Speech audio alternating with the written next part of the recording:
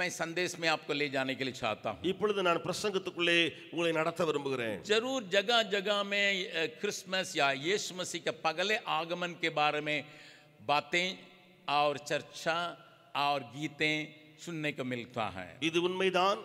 எல்லா இடங்களிலும் இயேசு கிறிஸ்துவினுடைய முதலாவது வருகை குறித்து, பிறப்பை குறித்து பாடல்கள் அறிவிக்கப்பட்டு பிரசங்கங்கள் மற்ற புரோகிராம் நடத்தப்பட்டு வருகிறது. लेकिन उस धूमधाम में हम उसके दूसरे आगमन को भूल जाने का एक डर है.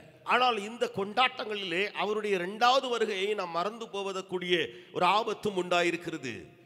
इस वक्त में आप कन्याकुमारी जिला में जाइएगा, இந்த காலகட்டத்திலே கன்னியாகுமரி மாவட்டத்துக்கு நீங்கள் போனால் आप खास करके मार्तांडम उस एरिया को देखिएगा. விசேஷமாய் மார்த்தாண்டம் என்ற அந்த பகுதிகளை சுற்றி பார்த்தால் अपना चर्च को इतना सरियाएंगे, उसमें इतना पैसा खर्चा करेंगे, कहीं कहीं 1.5 करोड़ रुपया खर्चा करते हैं क्रिसमस के ये कुटिल बना, ये छोटा सा झोपड़ी बनाने के लिए. அங்கே ஆலயங்கள் அப்படியாய் அலங்கரிக்கப்பட்டு சில இடங்களில் பார்த்தீங்க சொன்னா 1.5 கோடி வரை செலவழிச்சு அலங்கரிப்பாங்க. அந்த குடில்னு சொல்லி அந்த குடிலுக்கு அவர்கள் செய்யக்கூடிய அந்த செலவு இருக்கிறது ஏராளமான செலவு. एक दूसरे से कंपटीशन में करते हैं. ஒருவருக்கொருவர் போட்டி போட்டு இந்த செலவை செய்கிறார்கள். लेकिन उनसे पूछिएगा, ஆனால் அவர்களை பார்த்து கேட்டு பாருங்கள், यीशु मसीह के पहले आगमन के लिए इतना आप धूमधाम मचा रहे हैं, लेकिन दूसरे आगमन के लिए आप तैयार हैं? நீங்கள் இயேசு கிறிஸ்துவின் முதலாவது வருகைக்கு இவ்வளவாய் கொண்டாட்டங்களை கொண்டாடுகிற வேளையிலே அவருடைய இரண்டாவது வருகைக்கு நீங்கள் ஆயத்தமா என்று கேளுங்கள். क्या जाने, என்ன அது என்ன பெரியது, लोग तो कहते आते हैं, ஜனங்கள் சொல்லித்தானே வந்து கொண்டே இருக்கிறார்கள். आ रहा है, वो भी कह के आ रहा हूं लेकिन नहीं आया. ஆரா வருகிறார் சொல்லி அவரும் தான் சொல்லிட்டு இருக்காரு வருகிறேன் என்று சொல்லி, ஆனால் வரவில்லையே. इस प्रकार के विचार से वे धूमधाम से पहले आगमन के बातों को मनाते हैं. இப்படிப்பட்ட எண்ணங்களுடையவர்களாய் முதலாவது வருகையை அவர்கள் இப்படி கொண்டாடி செல்கிறார்கள். इसलिए मैं आपके थोड़ा सा उसके ओर ध्यान को खींचने के लिए मैं एक बात को आपके सामने रखने के लिए चाहता हूं. அதில் கொஞ்சம் உங்களுடைய கவனத்தை அதில் நான் திருப்பும்படியாய் ஒரு காரியத்தை நான் உங்களுக்கு இன்றைக்கு சொல்ல விரும்புகிறேன். हमेशा हमारी आराधना में पहले भाग में हमारा परमेश्वर कौन है करके चिंतन करके उसी में हम उसी के अनुसार आराधना करते हैं. எப்பொழுதுமே நம்முடைய ஞாயிற்றுக்கிழமை ஆராதனையிலே முதல் பகுதியிலே ஆண்டவரை குறித்து அவர் யார் என்று குணாதிசயங்களை அறிந்த பின்பு அதன் அடிப்படையிலே நாம் ஆராதிக்கிறோம். मैं उसी में ही आज आगे ले जाने के लिए चाहता हूं. நாம் அந்த முதல் பகுதியிலேயே இன்னொரு அடி உங்களை முன்னே அழைத்து செல்ல விரும்புகிறேன். हमारा परमेश्वर कौन है? நம்முடைய தேவன் யார்? मेरे साथ खोलिएगा, என்னோடு கூட தருவீங்கள். इब्रानियों उसका 11 अध्याय के 6 पद को देखेंगे. எபிரேயர் 11வது அதிகாரத்தினுடைய 6ஆம் வசனத்தை பார்க்கலாம். इब्रानियों उसका 11 अध्याय के 6 पद को हम देखेंगे. எபிரேயர் 11:6வது வசனம். इस वचन से हम बहुत अवगत होंगे. இந்த வசனத்தை நாம் நன்றாய் அறிந்து வைத்திருக்கலாம். विश्वास बिना उसे प्रसन्न करना अनहोना है, क्योंकि परमेश्वर के पास आने वाले को विश्वास करना चाहिए कि वो है और अपने खोजने वालों को प्रतिफल देता है. விசுவாசம் இல்லாமல் தேவனுக்கு பிரியமாயிருப்பது கூடாத காரியம். ஏனென்றால் தேவனிடத்தில் சேருகிறவன் அவர் உண்டென்றும் அவர் தம்மை தேடியவர்களுக்கு பலன் அளிக்கிறவர் என்றும் விசுவாசிக்க வேண்டும். मैं इस वचन का आखिरी भाग पर आपके ध्यान को आकर्षित करूंगा. நான் இந்த வசனத்தினுடைய கடைசி பகுதியை வைத்து உங்களை நான் கவனத்தை ஈர்ப்பேன். हमारा परमेश्वर कौन है? நம்முடைய தேவன் யார்? He is a rewarder. वो அவர் பலன் அளிக்கிறவர். वो हमारे लिए प्रतिफल देने वाला है. देने के लिए वहां उपस्थित है. அவர் நமக்கு பலன் அளிப்பதற்கு ஆயத்தமாயிருக்கிறார். अपने खोजने वालों के लिए प्रतिफल देने वाला है. தம்மை தேடுகிறவர்களுக்கு அவர் பலன் அளிக்க வல்லவர்.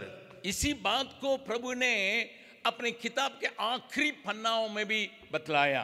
இதே காரியத்தை தான் ஆண்டவராய் கர்த்தர் நம்முடைய அவருடைய புத்தகத்தினுடைய கடைசி பக்கத்திலேயும் எழுதி வைத்திருக்கிறார். प्रकाशित वाक्य उसका 22वां अध्याय, வெளிப்படுத்தின விசேஷம் அதனுடைய 22வது அதிகாரத்திலே उसका 12वां पद को देखेंगे. அதனுடைய 12வது வசனத்தை நாம் வாசிக்கலாம். प्रकाशित वाक्य उसका 22वां अध्याय उसका 12 पद. வெளிப்படுத்தின விசேஷம் அதனுடைய 22 12 यीशु के आगमन में एक विशेष बात को वो करने जा रहा है. இயேசு கிறிஸ்து தன்னுடைய வருகை இருக்கிறதே அதில் ஒரு விசேஷித்த காரியத்தை செய்ய போகிறார். देख मैं शीघ्र आने वाला हूं और हर एक के काम के अनुसार बदला देने के लिए प्रतिफल मेरे पास है. இதோ சீக்கிரமாய் வருகிறேன், அவனவனுடைய கிரியைகளின்படி அவனவனுக்கு நான் அளிக்கும் பலன் என்னோட கூட வருகிறது. इसको अंग्रेजी में भी अगर देखिएगा, இதை ஆங்கிலத்திலும் நீங்கள் பார்த்தால் आप एक बात को इसमें देखने के लिए मिलेगा. உங்களுக்கு ஒரு காரியம் இந்த வசனத்தில் விசேஷமாய் காண கிடைக்கும். इस वचन से कई लोग घबराते होंगे. இந்த வசனத்தை வைத்து अनेகர் பயப்பட்டு விடலாம். हर एक काम के अनुसार बदला देने के लिए आ रहा है. ஓ, அவர் ஒவ்வொரு கிரியைக்கும் அவர் பதில் கொடுப்பதற்காக அல்லது அதற்கு சரியான பதிலடி கொடுக்க வருகிறாரோ? लेकिन उस बात के लिए यहाँ पर नहीं है. ஆனால் அந்த காரியத்தை வைத்து இங்கே எழுதாமல், परंतु यहाँ रिवार्ड के साथ आ रहा करके लिखा है. இங்கேயோ ரிவார்டோட வருகிறார் என்று சொல்லி எழுதப்பட்டிருக்கிறது. इंग्लिश अंग्रेजी में आपके सामने KJV से पढ़ रहा हूँ. நான் KJV ல இருக்கிற இந்த ஆங்கில வார்த்தைகளை இதற்காக நான் வாசிக்கிறேன். Behold, I come quickly, and my reward is with me to give every man according as his work shall be. प्रभु के नाम की स्तुति प्रशंसा होवे. தேவ நாமத்துக்கு மகிமை உண்டாவதாக.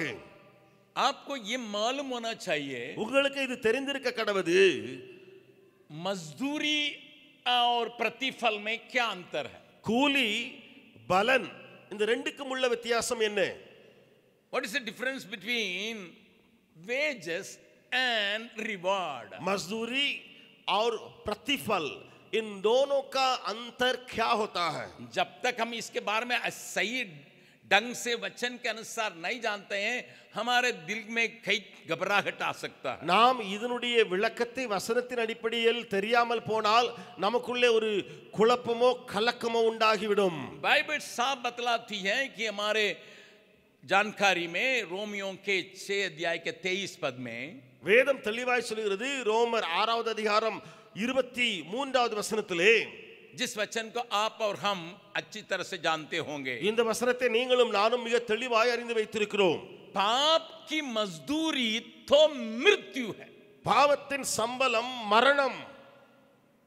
The wages of sin is death करके एकदम सफाई से पाप के जीवन में हमारे लिए मजदूरी मिलेगा, वो मजदूरी क्या है करके बतलाया गया है. பாவம் செய்யறதுனாலே அதற்கு ஒரு சம்பளம் என்று சொல்லி போடப்பட்டிருக்கிறது, கூலி என்று போடப்பட்டிருக்கிறது.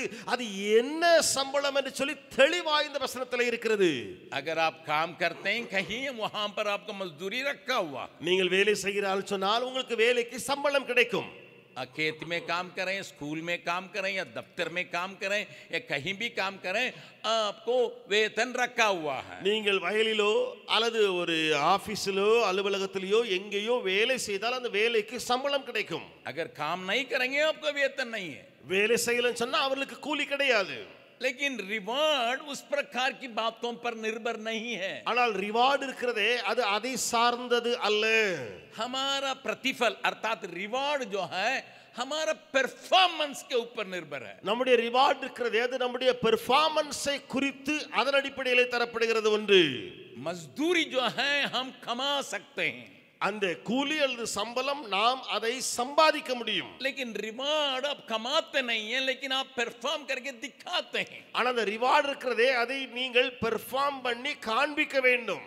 जब हम यीशु मसीह के पास आते हैं, நாம் இயேசுவின் அண்டையிலே வருகிற வேளையிலே सच्चे उद्धारकर्ता करके अपना हृदय में ग्रहण करते हैं. அவர் என்னை ரட்சிக்கிறவர் என்று சொல்லி ரட்சகர் என்று உள்ளத்தில் ஏற்றுக்கொள்கிறோம். मेरे पापों के लिए वो दाम चुकाया है क्रूस पर करके विश्वास करते हैं. என்னுடைய பாவத்துக்காக அவர் சிலுவையிலே மரித்தார், விலைக்கிரயம் செலுத்தினார் என்று விசுவாசிக்கிறோம். बाइबल साफ बतलाती है रोमियो 8:1 में, வேதம் தெளிவாய் சொல்கிறது. ரோமர் 8வது அதிகாரத்திலே उस वचन को भी थोड़ा देख लेंगे. அந்த வசனத்தை கொஞ்சம் பார்த்துக் கொள்ளலாம். वहां सफाई से हम देखते हैं. அந்த 1வது வசனத்திலே தெளிவாய் எழுதப்பட்டிருக்கிறது. अब जो मसीह यीशु में है उन पर दंड की आज्ञा नहीं। ஆனபடியால் கிறிஸ்து இயேசுவுக்கு உட்பட்டவர்களாய் இருந்து மாம்சத்தின் நடவாமல் ஆவியின் நடக்கிறவர்களுக்கு ஆக்கினை தீர்ப்பு இல்லை. दोनों का फर्क को जवान लोग बच्चे लोग थोड़ा ध्यान से सुन लें. இந்த ரெண்டுக்கும் இடையே உள்ள வித்தியாசத்தை பிள்ளைகளும் வாலிபர்களும் கவனத்தோடு அறிந்து கொள்ளுங்கள். पाप के मजदूरी तो मृत्यु है, பாவத்தின் சம்பளம் மரணம் அங்கே. क्योंकि वहां मजदूरी रखा हुआ है, ஏனென்றால் அங்கே கூலி வைக்கப்பட்டிருக்கிறது. परंतु यहाँ पर हमारे लिए एक आशा भरी एक संदेश है. ஆனால் இங்கே நமக்கு நம்பிக்கை கொடுக்கிற ஒரு செய்தி ஒன்று இருக்கிறது. जो यीशु मसीह में आ गए हैं उन पर दंड की आज्ञा है नहीं. கிறிஸ்துவுக்குள் வந்தவர்களுக்கு ஆக்கினை தீர்ப்பே இல்லை. वहां पर उसका रहस्य भी लिखा. क्यों? அதற்கு ரகசியத்தையும் அந்த காரணத்தையும் எழுதப்பட்டிருக்கிறது. मैं हमेशा कहता हूं क्योंकि, परंतु इन शब्दों के ऊपर हमें ध्यान देना है. நான் எப்பொழுதுமே சொல்ல வேண்டியது உண்டு, ஆனால், ஏனென்றால் இந்த வார்த்தைகள் மேலே நீங்கள் அதிகம் கவனம் செலுத்த ஆலோசிக்க வேண்டும். क्योंकि ஏனென்றால் वे जो दंड के लिए दंड से बच गए हैं उसका कारण शरीर के अनुसार नहीं परंतु आत्मा के अनुसार चलते हैं. ஆக்கினை தீர்ப்பு அடையாமல் இருக்கிறார்களே, தண்டனை இல்லையே. ஏன் அவர்களுக்கு அப்படி தண்டனை இல்லை? அவர்கள் மாம்சத்தின்படி நடவாமல் ஆவியின்படி நடக்கிறவர்கள். मैं इसके ऊपर ज्यादा देने के लिए समय नहीं बिताने जा रहा हूं. இப்பொழுது இதிலே நான் அதிக பிரசங்கத்தை சொல்ல நேரத்தை செலவிட விரும்பாமல், हमारे जीवन में, पुराने जीवन में कितना भयानक पाप में हम फंसे भी हो, நம்முடைய பழைய வாழ்க்கையிலே எவ்வளவு பெரிய பாவத்தில் நாம் சிக்கி இருந்தாலும் சரி, जब हम प्रभु यीशु मसीह में चले आते हैं, நம் ஆண்டவராய் இயேசு கிறிஸ்துவுக்குள் வருகிற வேளையிலே उस सारे दंड को उसने ले लिया, इसलिए उसको मरना पड़ा. அந்த எல்லா தண்டனையும் அவர் ஏற்றுக்கொண்டதினாலே அவருக்கு மரிக்க வேண்டியதா இருந்தது. इसलिए त्यागा जाना पड़ा. ஆகையினாலே கைவிடப்பட வேண்டியதா இருந்தது. परंतु अब ஆனால் இப்பொழுதோ हम जब यीशु मसीह में आते हैं, நாம் இயேசுவுக்குள் வருகிற வேளையிலே हमारे लिए दंड नहीं, நமக்கு தண்டனை என்று அல்ல, परंतु हम इंतजार कर सकते हैं हमारे रिवार्ड के लिए. நாம் நம்முடைய அந்த பலன் அல்லது ரிவார்டுக்காக காத்திருக்க முடியும். प्रभु के नाम की स्तुति प्रशंसा होवे. தேவ நாமத்துக்கு மகிமை உண்டாவதாக. वहां कंडमनेशन से हम बच के अभी रिवार्ड पाने के जगह पर चले आते हैं. அங்கே ஆக்கினை தீர்ப்பிலிருந்து தப்பி பிழைத்து நாம் இப்பொழுது அந்த பலன் அல்லது ரிவார்டை பெறக்கூடிய இடத்துக்கு வந்து விடுகிறோம். ये न केवल नया नियम में, இது புதிய ஏற்பாட்டில் மாத்திரமல்ல, पुराना नियम में भी ये पाया जाता है. இது பழைய ஏற்பாட்டிலும் இந்த காரியம் எழுதப்பட்டிருக்கிறது. मेरे साथ एक दो वचन को देखिएगा. என்னோடு கூட ஒன்று ரெண்டு வசனங்களை பார்த்து விடலாமே. ஏசாயா नबी की किताब उसका 40वां अध्याय, ஏசாயா தீர்க்கதரிசியின் புத்தகம் 40வது அதிகாரத்திலே उसका 10वां पद में हम देखते हैं. அதனுடைய 10வது வசனத்திலே நாம் பார்க்கிறோம். ஏசாயா नबी की किताब उसका 40वां अध्याय, ஏசாயா தீர்க்கதரிசி புத்தகம் 40வது அதிகாரத்திலே उसका 10वां पद को देखेंगे. அதனுடைய 10வது வசனத்தை பாருங்கள். देखो, प्रभु यहोवा सामर दिखाता हुआ आ रहा है, वो अपने भुजबल से प्रभुता करेगा. देखो, जो मजदूरी देने की है वो उसके पास है और जो बदला देने का है वो उसके हाथ में है. இதோ கர்த்தராகிய ஆண்டவர் பராக்கிரமசாலியாக வருவார், அவர் தமது புயத்தினால் அரசாளுவார். இதோ அவர் அளிக்கும் பலன் அவரோட கூட வருகிறது, அவர் கொடுக்கும் பிரதிபலன் அவருடைய முகத்துக்கு முன்பாக செல்கிறது. इसी बात को ही वहां पर यीशु ने कहा, मैं शीघ्र आने वाला हूं, मेरे साथ तुम्हारे लिए प्रतिफल है. இதே காரியத்தை தான் இயேசு கிறிஸ்து அங்கே சொல்லி இருக்கிறார். நான் சீக்கிரமாய் வருகிறேன், என்னோட கூட அவனவனுடைய கிரியைகளின்படி அளிக்கக்கூடிய பலனும் வருகிறது. कान खोल के सुन लें, செவிகளை திறந்து கேட்டு விடுங்கள். बगल वाला का हाथ पकड़ के पूछ लीजिएगा, பக்கத்தில் உள்ள கரங்களை பிடித்து கேட்டு விடுங்கள். आप मजदूरी के इंतजार कर रहे हैं या रिवार्ड के इंतजार कर रहे हैं? நீங்கள் சம்பளத்தை எதிர்பார்த்திருக்கிறீங்களா அல்லது ரிவார்டை எதிர்பார்த்திருக்கீங்களா? कितने लोग मजदूरी के इंतजार करते हैं? हाथ उठा के हालेलुया बोले. யாரு சம்பளத்தை கூலியை எதிர்பார்த்திருக்கிறாங்க அவங்க கையை உயர்த்தி ஹல்லேலூயா சொல்லலாமா? हमारे लोग होशियार हो गए. நம் ஜனங்கள் எல்லாம் தேர்ந்தவர்கள். We are not entitled for wages. हम उस मजदूरी के लिए नियुक्त किए गए लोग नहीं है, but we are entitled for reward. लेकिन हम उस प्रतिफल या रिवार्ड के लिए नियुक्त किए गए हैं। तब आप पूछेंगे प्रभु यीशु मसीह में आने के बाद भी कुछ लोग गुस्सा तो करते हैं, ढाक तो करते हैं, झगड़ा करते हैं, तो उनका दंड नहीं है। அப்போ நீங்க கேட்கலாம், ஆண்டவரே இயேசு கிறிஸ்துக்கு உட்பட்டவர்களா இருக்கிறாங்க, ஏற்றுக்கொண்டிருக்கிறாங்க, கோபப்படுறாங்க, சண்டை போடுறாங்க, அவர்கள் வைராக்கியம் கொள்றாங்க, பொறாமை கொள்றாங்கன்னு அவங்களுக்கு ஆக்கினை தீர்ப்பு இல்லையோ? एक महत्वपूर्ण प्रश्न है, ஒரு பெரிய முக்கியமான ஒரு கேள்வி இங்கே எழும்புகிறது। बहुत लोग बपतिस्मा नहीं लेते हैं, डर लगता है। அநேகர் ஞானஸ்நானம் பெறுகிறது இல்லை, ஏன்? அவங்க பயந்து இருக்கிறாங்க। क्योंकि वो कहते हैं बपतिस्मा ले लेंगे फिर इधर उधर देखेंगे, फोन नहीं देख सकते हैं, फेसबुक नहीं देख सकते हैं, हर ये उरे ही नहीं देख सकते हैं, इसलिए सब कुछ देख के उसके बाद जब बुढ़ा हो जाएंगे तब बपतिस्मा लेंगे। ஞானஸ்நானம் பெற்ற உடனே போனை யூஸ் பண்ண முடியாது, ஃபேஸ்புக் பார்க்க முடியாது, அந்த காட்சியை காண முடியாது, இதை செய்ய முடியாது, அதை செய்ய முடியாது, ஆகையினால எல்லா ஃபேஸ்புக்லையும் மற்ற காரியங்களையும் பார்த்து முடிஞ்சு வயதான பின்பு ஞானஸ்நானம் எடுத்துக்கொள்கிறேன்। लेकिन आपको मैं बतलाना चाहता हूँ, बुढ़े लोग ज्यादा देखता है क्योंकि समय कोई दूसरा काम नहीं इसलिए देखते रहता। நானா உங்களுக்கு நான் சொல்ல விரும்புகிறேன், வயதானவங்க தான் ரொம்ப போனை பார்த்துக்கிட்டு இருக்காங்க, ஏன்னா அவங்களுக்கு வேற வேலையே இருக்காது, ஆகையினால பார்த்துக்கிட்டே இருப்பாங்க।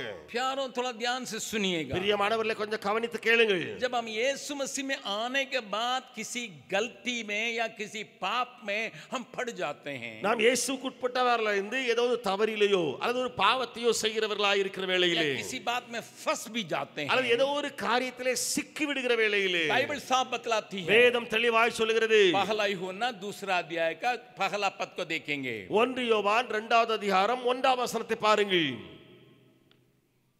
पहला यूहन्ना दूसरा अध्याय का पहला पद, 1 யோவான் 2:1, हे मेरे बालकों, मैं ये बातें तुम्हें इसलिए लिखता हूं कि तुम पाप ना करो,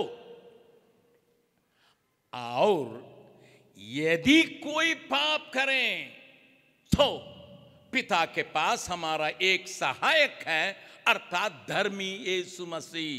என் பிள்ளைகளே, நீங்கள் பாவம் செய்யாதபடிக்கு இவைகளை உங்களுக்கு எழுதுகிறேன்। ஒருவன் பாவம் செய்வானானால் நீதிபரராயிருக்கிற இயேசு கிறிஸ்து நமக்காக பிதாவினிடத்தில் பரிந்து பேசுகிறவராயிருக்கிறார்। आप यीशु मसीह में चले आने के बाद, நீங்கள் இயேசுவுக்கு உட்பட்டவர்களாய் இருக்கிற வேளையிலே, आपके हृदय में आप सोचते हैं मैं गलती कर लिया करके मैं आप महसूस करते हैं, நீங்களுடைய இருதயத்தில் ஐயோ நான் தப்ப செஞ்சிட்டேனே என்று சொல்லி உணர்கிற வேளையிலே यीशु के पास आके कहते हैं प्रभु मुझसे गलती हो गई, இயேசுவினிடத்தில் வந்து நீங்க சொல்றீங்க, ஆண்டவரே நான் தப்பு செய்து விட்டேன் என்று சொல்லி, मुझे बोलना नहीं था मैं बोल दिया, நான் அதை பேசக்கூடாதனால பேசிவிட்டேனே, मुझे करना नहीं था मैं कर लिया, இது செய்யக்கூடாத இதை செஞ்சு விட்டேனே ஆண்டவரே, मैं गिरना नहीं था गिर गया, நான் இதுல விழுந்து இருக்க கூடாது நான் விழுந்து போய் விட்டேனே ஆண்டவரே। जब आप पूरे दिल के साथ उसे अंगीकार करते हैं, நீங்கள் முழு உள்ளத்தோடு இந்த காரியத்தை ஒப்புவிக்கிற அல்லது ஏற்றுக்கொள்ளுகிற வேளையிலே, तो पिता से प्रभु कहता है मैंने इनके लिए मरा ना, उसको याद कीजिए, इनको छोड़ दीजिए। அப்பொழுது இயேசு கிறிஸ்து பிதாவினிடத்தில் பரிந்து பேசுவார், நான் இவருக்காக மரித்தேன் அல்லவா, கொஞ்சம் இதை நீர் பொறுத்துக் கொள்ளுமே, விட்டு விடுமே। मान लीजिए कि आप एक नाव में जा रहे हैं, வைத்துக் கொள்ளுங்கள் நீங்க ஒரு படவில போய் கொண்டிருக்கிறீங்க, आप वहां पर इधर उधर दौड़ रहे हैं, गिर गए, நீங்கள் படவில இருந்துகிட்டு அங்கேயே நின்னு ஓடி எடுத்துக்கிற வேளையில தண்ணியில விழுந்துட்டீங்க, तुरंत वो नाव रखने वाला संभालने वाला आपको उठा के रख देता है, உடனே அந்த படவுக்காரன் என்ன செய்யறான்னு சொன்னா அவன் உங்களை தூக்கி எடுத்து உள்ள வச்சிட்டான் படகுல। क्यों गिर गए, थोड़ा सा ख्याल से चलना चाहिए था करके कहता है। அவன் சொல்றான், ஏன் விழுந்துட்டீங்க, கொஞ்சம் கவனமா இருந்திருக்கணும் இல்லையா। फिर थोड़ा दूर जाने के बाद फिर आप एंटी करने लगे, திரும்ப கொஞ்ச தூரம் போன உடனே நீங்க சேட்டை பண்ணா திரும்ப அதே சேட்டையை பண்றீங்க, फिर गिर गए, திரும்ப தண்ணிக்குள்ள நீங்க விழுந்துட்டீங்க, तो फिर वो उठाते था, திரும்ப அவர் தூக்கி எடுக்கிறார் அந்த படவுக்காரர்। आप कहते हैं गलती हो गई, நீ சொல்றீங்க ஐயோ திரும்ப தவறு நடந்துட்டேன்னு சொல்றீங்க, पहली बात को मैं भूल गया, நீ சொன்ன முதலாவது காரியத்தை நான் फिर தட்டி तीसरे बार गिर जाते। மூன்றாவது முறையும் போய் விழுறீங்க நீங்க। अगर आप वहां रहते क्या करते हैं, ஒருவேளை நீங்க அந்த இடத்துல இருக்கிறீங்க சொன்னா என்ன செஞ்சிருப்பீங்க? जाने दो, சரி அவனை விடுப்பா, उसको पकड़ के रखने से कोई काम का नहीं है, அவனை பிடிச்சு உள்ள வைக்கிறனால என்ன பிரயோஜனம் இருக்குது? விட்டுடு அப்படியே. सीखता नहीं है, அவன் ஒரு நாள் கற்றுக்கொள்ள மாட்டான். अपने को संभालने के लिए जानता नहीं है. அவன் தன்னையே தப்ப வைப்பதற்கு அறியாத ஒரு ஆளு. लेकिन मनुष्य इस प्रकार सोचता है, लेकिन प्रभु कितने बार भी हो अगर हम उसको पुकारते हैं वो हमें फिर गले लगाता. மனிதன் இப்படி யோசிக்கிறவா இருந்தாலும் ஆண்டவரை பாருங்கள், நாம் எவ்வளவுதான் விழுந்தாலும் தப்பு செஞ்சாலும் நாம் அவரை நோக்கி கூப்பிடுகிறவர்களாய் இருக்கும் பொழுது அவர் நம்மை தப்புவிக்கிறாரே. लेकिन एक और काम साथ होता है. ஆனா அதோடு கூட இன்னொரு காரியம் நடந்து விடுகிறது. एक बार गिर गया, उठा के रख के सबसे पोछ पाछ के रख दिया. ஒரு முறை விழுந்தாச்சு, சரி தொடச்சி கிட்டச்சி நல்லா வச்சாச்சு அவனை படகுல. இப்போ दूसरा बार गिर गया तो पोछ पाछ के रख दिया. சரி ரெண்டாவது முறையும் விழுந்த பிறகு நல்லா தொடச்சி அடிச்சு உள்ள வச்சாச்சு. तीसरा बार भी वही गलती होती है. மூன்றாவது அதே தப்புங்க நடக்கிறது.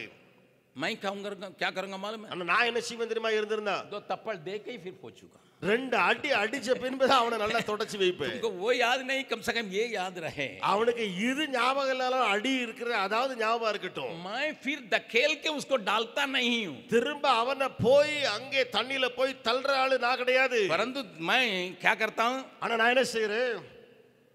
इसी को कहते हैं ताड़ना करता है. இதைத்தான் சொல்லுகிறோம் சிக்ஷை என்று சொல்லி. अंग्रेजी में कहते हैं chastisement. அங்க ஆங்கிலத்தில் chastisement என்று சொல்லி சொல்லுகிறார்கள். बगल वाला का हाथ पकड़ के बोलिए, பக்கத்துல கரங்களை பிடித்து சொல்லுங்கள், अब मृत्यु से बच गए कि नहीं? நீங்க மரணத்திலிருந்து தப்பிட்டீங்களா இல்லையா? एक जन से बीते हफ्ता मेरी मुलाकात हुई, हमारे हाथे में. मैंने पूछा उधार पाया है? वो बोला नहीं है. ஒரு कम से कम सच बोला. ஒரு ஆள் உண்மையை சொன்னா என் முன்னால கடந்த வாரத்துல நான் கேட்டேன், நீ ரட்சிக்கப்பட்டிருக்காயா குறைஞ்சபட்சம் சொல்லி கேட்கும் பொழுது இல்ல, உண்மையை அவன் சொன்னான். बचपन से ही वचन सुनते आया, लेकिन अभी तक उधार का अनुभव में आया नहीं. சின்ன பிள்ளையில இருந்தே கேட்டுக்கிட்டே வர்றான் வசனத்தை எல்லாத்தையும், ஆனா ரட்சிப்பின் அனுபவத்துல இது வரைக்கும் வரவே இல்லை. அவன் नया जन्म के बारे में कुछ जान ही नहीं रहा है. மறுபிறப்பு என்று சொல்லி அதை குறித்து ஒண்ணுமே அறியாதவனாய் இருக்கிறான். माँ के गोद में से उसको वचन सुनाया गया है. தாயின் மடியிலிருந்தே அவனுக்கு வசனம் சொல்லப்பட்ட காட்சி உண்டு. परंतु मैंने पूछा उधार पाया? ஆனா அவன்கிட்ட கேட்டேன், ரட்சிக்கப்பட்டியாப்பா? नहीं. இல்ல. मैं समझ गया इसका मतलब अभी उधार पाएंगे, ये बपतिस्मा देंगे, बपतिस्मा देने से ये कहेंगे ये मत करो वो मत करो, इसलिए करके ही फिर देखा जाएगा, जब शादी आएगा तो सर्टिफिकेट चाहिए, उस समय डुबकी मार लेंगे. நான் புரிஞ்சிட்டேன் என்னன்னு சொன்னா, இவன் ஞானஸ்நானம் பெற்ற பிறகு அதை செய்யக்கூடாது இதை செய்யக்கூடாது அப்படிலாம் இருக்கக்கூடாதுன்னு சொல்லுவாங்க. அவன் திருமணம்னு ஒன்று வரும் பொழுது சர்டிஃபிகேட்னு கேட்பாங்க இல்லையா, ஞானஸ்நான சர்டிஃபிகேட். அப்போ போய் நல்லா மூழ்கி ஞானஸ்நானம் எடுத்து சர்டிஃபிகேட் கொடுத்துடலாம். यीशु मसीह में आने के बाद आपको मृत्यु का दंड नहीं, परंतु ताड़ना जरूर है. இயேசு கிறிஸ்துவுக்குள் வந்த பின்பு உங்களுக்கு மரணத்தினுடைய அந்த தண்டனை கொடுக்கப்படாமல் உங்களுக்கோ சிக்ஷை என்று சொல்லி அந்த சிக்ஷையின் காரியங்கள் கொடுக்கப்படும். जैसे मैंने कहा आपको छुड़ा के मैं 2 थप्पड़ दे के फिर बैठाऊंगा, अगर हो सके हम रस्सी से नाव के साथ बांध के रखेंगे, क्योंकि ये गिरता बार बार. நான் சொன்னது போல அந்த சிக்ஷை என்ற வார்த்தையை நான் விளக்குகிறேன். அவன் தண்ணியில விழுந்துகிட்டே இருக்கிறான் அடிக்கடி, அவனுக்கு 2 அடி அடின்னு அடிச்சு அவனை திருத்தி வைப்போம். அப்படியும் அவன் செய்யறான்னு சொன்னா கயிறை எடுத்து அந்த படகோடு கூட அவனை கெட்டியே வச்சிருவேன். बगल वाला का हाथ पकड़ के पूछ लीजिए, பக்கத்தில் கரங்களை பிடித்து கேட்டுக்கொள்ளுங்கள், आपका अभी बांधने का दरकार नहीं ना है? உங்களை கட்டி வைக்கக்கூடிய சூழ்நிலை உங்களுக்கு இன்னும் வரல, கட்ட வேண்டிய அவசியம் இல்ல. कुछ लोगों को बांध के रखना पड़ा है, तब भी वो गिरेगा नहीं. சிலரை கட்டி போட்டாதான் அவன் விழ மாட்டான் உள்ள. See the difference. यहाँ फर्क को देखिए. लेकिन ஆனால் हमारे लिए एक रिवार्ड है. நமக்கு ஒரு ரிவார்டு என்று ஒன்று வைக்கப்பட்டிருக்கிறது. उसके लिए हमें इंतजार करने के लिए बाइबल उत्साहित करती है. அந்த ரிவார்டுக்காக காத்திருக்க வேண்டும் என்று சொல்லி வேதம் நமக்கு உற்சாகம் படுகிறது. क्योंकि बाइबल बतलाती है, ஏனென்றால் வேதம் சொல்லுகிறது, दूसरा कुरिन्थियों उसका 5वां अध्याय 2 கொரிந்தியர் 5வது அதிகாரத்திலே, मैं एक शिक्षा की नाई इसको आपके माइंड में बैठाने के लिए चाहता हूं, ताकि आपको इसके बारे में सही जानकारी मिले.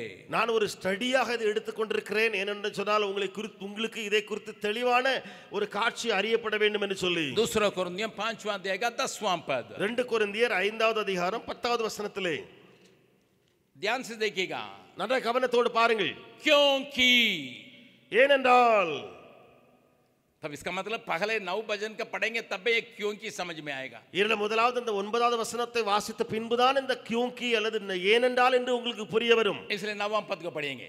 ஆகையால 9வது வசனத்தை வாசித்து விடலாம். इस कारण हमारे मन की उमंग यह है कि चाहे साथ रहें चाहे अलग रहें पर हम उसे बांधते रहें. அதிநிமித்தமே நாம் சரீரத்தில் குடியிருந்தாலும் குடிராமல் போனாலும் அவருக்கு பிரியமானவர்களாய் இருக்க நாடுகிறோம். मैं फिर से पढ़ रहा हूं. நான் திரும்ப அதை வாசிக்கிறேன். इस कारण इसका मतलब मृत्यु के द्वारा अगर हम शरीर में रहें या शरीर से अलग रहें पर हम उसे भाते रहें, उसको प्रसन्न योग्य जीवन बिताएं. அதிநிமித்தமே நாம் சரீரத்தில் குடியிருந்தாலும் குடிராமல் போனாலும் அவருக்கு பிரியமாய் இருக்க நாடுகிறோம். क्योंकि अभी 10वां वचन के देखिए. அதற்கு பின்புதான் 10வது வசனம் ஏனென்றால் अवश्य है कि हम सबका हाल मसीह के न्याय आसन के सामने खुल जाए. சரீரத்தில் அவனவன் செய்த நன்மைக்காவது தீமைக்காவது தக்க பலனை அடையும்படிக்கு நாம் எல்லாரும் கிறிஸ்துவின் நியாயாசனத்துக்கு முன்பாக வெளிப்பட வேண்டும். हर एक व्यक्ति अपने अपने भले बुरे कामों का बदला जो उसने देह के द्वारा किया हो पाए.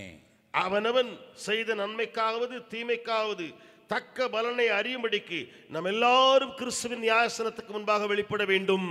प्रभु के नाम की स्तुति महिमा होवे. தேவ நாமத்துக்கு மகிமை உண்டாவதாக. इसका मतलब प्रभु में आने के बाद जो कुछ मैं इस शरीर के द्वारा विचार के द्वारा और सारी बातों के द्वारा मैं करता हूं वो हमारा परफॉर्मेंस के लिए करते हैं. நாம் ரட்சிக்கப்பட்ட பின்பு ஆண்டவருக்குள் வந்த பின்பு நம்முடைய சரீரத்தின் மூலமாக கிரியைகளின் மூலமாக என்னென்னவைகளெல்லாம் நாம் செய்கிறோமோ அதை நாம் பெர்ஃபார்மன்ஸ் என்று சொல்லி அழைக்கிறோம். इसलिए पौलुस कहता है ஆகையாலே பவுல் சொல்லுகிறான், मैंने अच्छे दौड़ को दौड़ा, நான் நல்ல போராட்டம் போராடினேன், विश्वास को थामे रहा, விசுவாசத்தை காத்துக்கொண்டேன், अभी मेरे लिए मुकुट रखा हुआ, இப்பொழுது எனக்காக கிரீடம் வைக்கப்பட்டிருக்கிறது. मैं केवल मेरे लिए, எனக்காக மாத்திரமல்ல जितने लोग उसके लिए इंतजार करते हैं सारे लोगों के लिए मुकुट रखा हुआ. அவருடைய வருகைக்காக காத்திருக்கிற அனைவருக்குமாக அந்த கிரீடம் வைக்கப்பட்டிருக்கிறது. ये निश्चयता पौलुस के अंदर है. இந்த ஒரு நிச்சயம் பவுலுக்குள்ளே இருக்கிறது. आप और हम अगर मसीह यीशु में पाए जाते हैं हमारे लिए कुछ रखा हुआ है, इस बात को प्राप्त करना मेरा अनिवार्य कर्तव्य है करके सोचने की आवश्यकता है. நீங்களும் நானும் கிறிஸ்துவுக்கு உட்பட்டிருக்கிறோமா, அவரை ஏற்றுக்கொண்டிருக்கிறோமா? அப்படி என்றால் இந்த ஒரு நிச்சயம் நமக்குள்ளே இருக்க வேண்டும். எனக்காக எங்களுக்காக ஒன்று வைக்கப்பட்டிருக்கிறதே, அதை நான் பெற்றுக்கொள்ள வேண்டுமே. हम स्कूल में काम करते होंगे, हॉस्पिटल में काम करते होंगे, या फील्ड में काम करते होंगे, या प्रोजेक्ट में काम करते நாம் होंगे. பள்ளியில வேலை செய்து கொண்டிருக்கலாம், ப்ராஜெக்ட்ல வேலை சென்றிருக்கலாம், ஆஸ்பத்திரியில வேலை செய்து கொண்டிருக்கலாம், அல்லது வேற எங்கேயும் நான் ஊழியம் செய்து கொண்டிருக்கலாம். हमारे ऊपर कई एक जिम्मेदारियां सौंपी गई है, நம் மேலே अनेक பொறுப்புகள் சுமத்தப்பட்டிருக்கின்றன. उसके चलते हम काम करते हैं இது நிமித்தமாக நாம் அந்த வேலையில செய்து கொண்டே இருக்கிறோம். और उस काम के बदले में हमें वेतन मिलता है, அந்த வேலை செய்வதன் மூலமாக நமக்கு சம்பளம் கிடைக்கிறது, मजदूरी मिलती है. கூலி கிடைக்கிறது. परंतु ஆனால் अगर एक व्यक्ति जो कुछ मैं करता हूं उस प्रतिफल के लिए मैं करता हूं करके उसका उत्साह, उसका करने का तरीका, उसका सोचने का ढंग सब में परिवर्तन आ जाता है. ஆனால் எந்த ஒரு மனிதன் அல்லது மனுஷி எனக்கு ஒரு ரிவார்டு, எனக்கு ஒரு பலன் வரப்போகிறது என்ற ஒரு எண்ணத்தோடு செய்கிறாளோ அவருடைய செய்கைகள், அவருடைய காரியங்களிலே பயங்கரமான மாற்றம் உண்டாயிருக்கும். मैं एक वचन को पुराना नियम से दिखाने के लिए चाहता हूं. நான் ஒரு வசனத்தை பழைய ஏற்பாட்டிலிருந்து காண்பித்து கொடுக்க விரும்புகிறேன். व्यवस्था विवरण உபாகமம் गिनती की किताब 18 अध्याय, மன்னித்துக் கொள்ளுங்கள், என்னாகமம் 18வது அதிகாரம். गिनती की किताब 18 अध्याय, என்னாகமம் 18வது அதிகாரத்திலே वहां पर 31 वचन को देखेंगे. அங்கே 31வது வசனத்தை நாம் பார்க்கலாம்.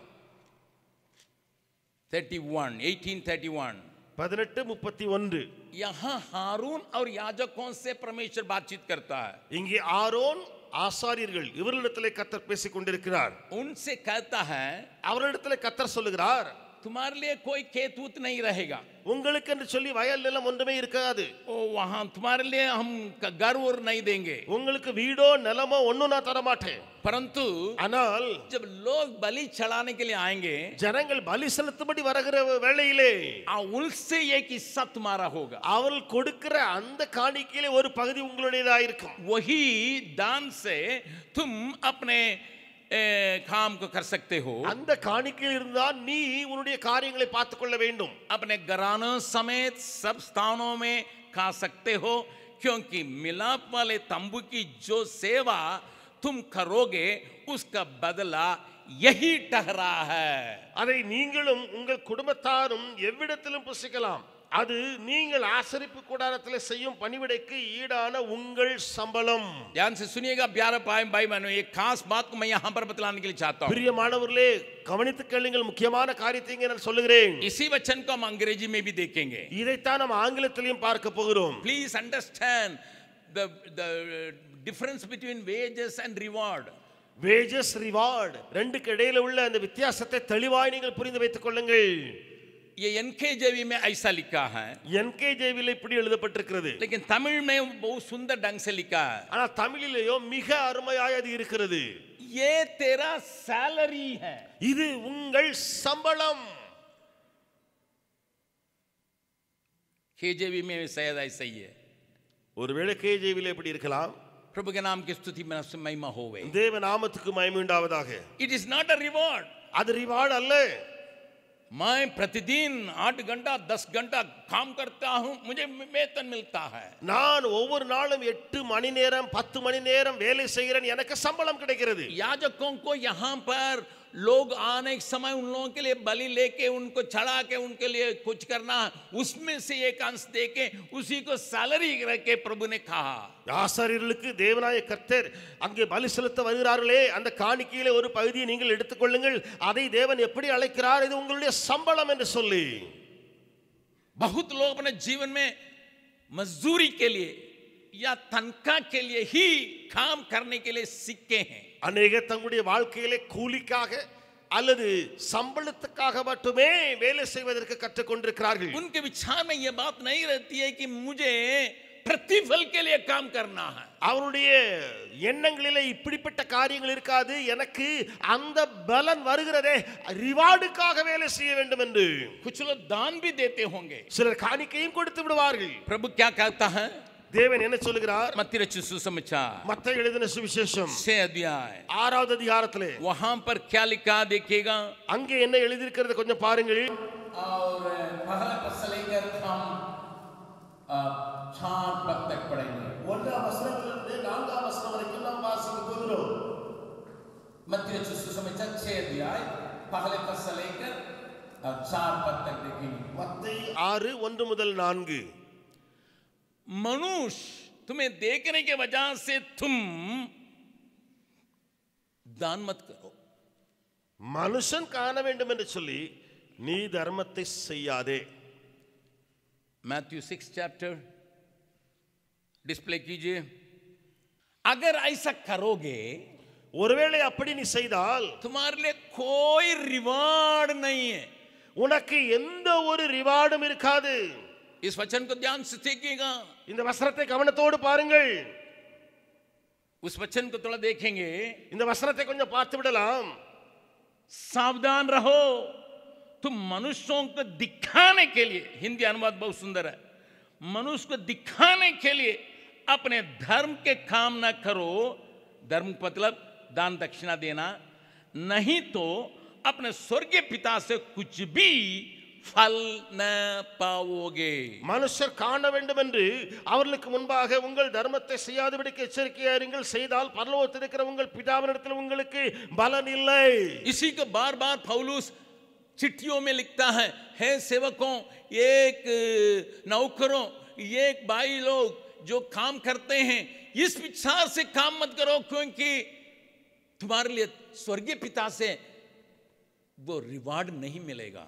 இதை பவுல் தன்னுடைய நிருபங்களிலே அழகாக எழுதுகிறான். சகோதரரே, வேலைக்காரரே என்று சொல்லி எழுதுகிற பொழுது, நீங்கள் இந்த எண்ணத்தோடு இப்படி நீங்கள் வேலை செய்தால் உங்களுக்கு பரலோகத்தில் இருக்கிற உங்கள் பிதாவினிடத்திலிருந்து பலன் இல்லை. मेरे साथ सब कोई पढ़े, मेरे पीछे पीछे पढ़े सब कोई। எனக்கு பின்னாலே சொல்லுங்கள் பார்க்கலாம் இந்த காரியத்தை. सावधान रहो, तुम मनुष्यों के दिखाने के लिए अपने धर्म के काम ना करो,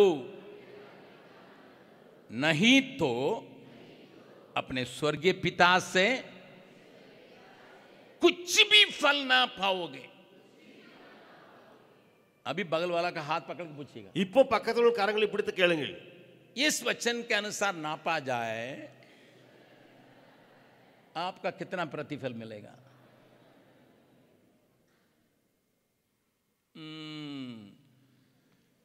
हम लोग हमेशा बिहार में ये कहानी बतलाते हैं। பீகார்ல எப்பொழுதுமே நாம ஒரு கதை சொல்லுவது உண்டு. कैसा कहानी बतलाते हैं? அது எப்படி கதை சொல்லுவோம்? एक मास्टर ज्योग्राफी पढ़ा रहा था ஒரு ஆசிரியர் ஜியோகிராஃபி பாடம் கற்றுக் கொடுத்து கொண்டிருந்தார். और वो कैसा पढ़ाते हैं करके हेडमास्टर पीछे से देख रहा था। அவர் எப்படி சொல்லி கொடுக்கிறார் என்று சொல்லி ஹெட் மாஸ்டர் பின்னால இருந்து பார்த்துக்கிட்டே இருந்தார். उसके अनजाने में चुप के देख रहा था। அந்த டீச்சருக்கு தெரியாம ஹெட் மாஸ்டர் பின்னால இருந்து அவர் சொல்லி கொடுக்கறத பார்த்துட்டு இருக்காரு. मास्टर ने सिखाया, இவர் டீச்சர் சொல்லி கொடுக்கிறாரு. सुनो, गंगा नदी गंगोत्री से निकलती है। ஏ கேளுப்பா, கங்கை நதி இருக்கிறதே கங்கோத்திலிருந்து புறப்பட்டு வருகிறது. और हरिद्वार होके, ஹரித்வார் வழியாக, इलाहाबाद होके, அலகாபாத் வழியாக बक्सर तक आती है। பக்சர் வரைக்கும் வருகிறது. हेडमास्टर को धक्का लगा। ஹெட் மாஸ்டருக்கு ஒரு பெரிய அதிர்ச்சி உண்டாயிடுச்சு. बाप रे बाप, அடே அப்பா, இது என்ன? हमारा मास्टर साहब तो सही पढ़ाते आए, நம்முடைய மாஸ்டர் டீச்சர் சரியா தான் சொல்லிக்கிட்டே வந்தாரு. लेकिन बक्सर में आकर रुक गए कैसा? ஆனா பக்சர்ல வந்து எப்படி அந்த நதி நின்னுட்டு? उनको गुस्सा भी आया। அவருக்கு கோபமும் வந்துட்டு. बच्चों को अधूरा कहानी सुनाते हैं, பிள்ளைகளுக்கு பாதி பாடத்தை கற்றுக் கொடுக்கியோ, आधा ही सिखाते हैं। பாதியத்தை சொல்லி கொடுத்திருக்கியோ. भीतर गुस्सा से गया, உள்ள கோபத்தோடு கூட வந்தாரு. मास्टर साहब रोकिए। ஆசிரியர் அங்கே நில்லுங்கய்யா. क्या है? என்னாச்சு? आपने कहा गंगोत्री से निकल के हरिद्वार होके इलाहाबाद होके फिर बक्सर तक आकर रुक जाती है। நீ சொல்லி இருக்கிறீரு, சொல்லி கொடுக்கிறீரு, மேல இருந்து கங்கோத்திலிருந்து வந்து அலகாபாத் இப்படிலாம் வந்து பக்சர் வரைக்கும் வந்து நின்றுன்னு சொல்லி. परंतु ஆனால் मास्टर ने क्या कहा मालूम है? அந்த டீச்சர் என்ன சொன்னார் தெரியுமா? आप इतने ही तनख्वाह देते हैं, नदी इतने ही जाएगी। अगर तनख्वाह बढ़ाइएगा पटना बढ़ाएगी। நீர் இவ்வளவுதான் சம்பளம் தாராரு, ஆகையினால அந்த நதி இவ்வளவுதான் நான் சொல்லுவேன். நீர் இன்னும் சம்பளத்தை கூட்டும், அது பிறகு நான் பட்னா வரைக்கும் சொல்லி கொடுப்பேன். Brothers, we are in the service of the Lord, but we are always having some kind of nap. हम जरूर परमेश्वर के सेवकाई में हैं, लेकिन हमारे दिमाग के नाप नाप करके ही हम लोग कर रहे हैं. बगल वाला का हाथ पकड़ के पूछ लीजिए, பக்கத்துல கரங்களை பிடித்து கேட்டு விடுங்கள், आपकी गंगा कहां तक जगी है? உங்க கங்கா எங்க வரைக்கும் போயிருக்குது? गई है? போயிருக்கா? हमको कुछ आवाज सुनाई पड़ता, तनख्वाह बढ़ाइएगा जाएगी। எனக்கு வேற என்னவோ கேட்குற மாதிரி இருக்குது. சம்பளத்தை கூட்டுங்க, அதுக்கப்புறம் தான் நான் அங்கே நதி அங்கே வரைக்கும் போக வைப்பேன். तनख्वाह बढ़ाइएगा तो जाएगी। நீங்க சம்பளத்தை கூட்டுங்க, அப்பதான் அந்த நதி புறப்பட்டு போகும். लेकिन वचन स्वर्गीय पिता से कुछ भी फल नहीं पाओगे। ஆனால் வசனம் சொல்கிறது, நீ பரலோகத்தில் இருக்கிற பிதாவினிடத்திலிருந்து ஒரு பலனையும் பெற மாட்டாய். अगर मनुष्य के देखने के लिए तुम भले काम करोगे तो स्वर्गीय पिता से तुम्हारे कुछ भी नहीं मिलेगी। மனிதர் காண வேண்டும் என்று சொல்லி நீ ஒரு நன்மையான காரியத்தை செய்தால் பரலோக பிதாவினிடத்திலிருந்து ஒன்றையும் நீ பெற்றுக் கொள்ள மாட்டாய். Hindi translation is beautiful. Hindi மொழிபெயர்ப்பு மிக அருமையாக இங்கே இருக்கிறது. अंकल, तब हम लोगों को क्या मिलेगा? அப்ப கேட்கலாம், அங்கிள் எங்களுக்கு என்னதான் கிடைக்கும்? लिसन, सुनिए, हमें प्रतिफल पाना है प्रभु से। நாம் தேவனிடத்திலிருந்து அந்த பலனை பெற வேண்டுமே. जब मसीह लौट आएगा मुझे प्रतिफल पाना है। கிறிஸ்து திரும்ப வரும் பொழுது நான் அந்த ரிவார்டை பெற வேண்டுமே. एक और वचन को भी देख लेंगे, तीसरा वचन। இன்னொரு வசனத்தை பார்த்து விடலாம், மூன்றாவது வசனம். सॉरी, सेकंड, दूसरा पद। இப்பொழுது இரண்டாவது வசனத்தை பார்த்து விடலாம். दूसरा पद। इसलिए जब तुम दान करे, इसका मतलब कुछ भले काम करें तो अपने आगे तुरी नहीं बजवाना, जैसा कपटी सभाओं और गलियों में करते हैं ताकि लोग उनकी बड़ाई करें।